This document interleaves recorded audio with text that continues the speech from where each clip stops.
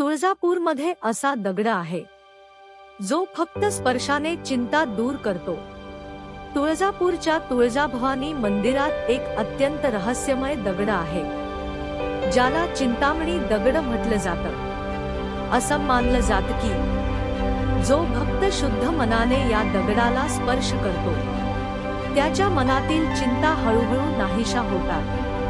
पुराण कथांनुसार देवी तुळजाभवानीने आपल्या दिव्य शक्तीचा अंश या दगडात स्थिर केला आहे।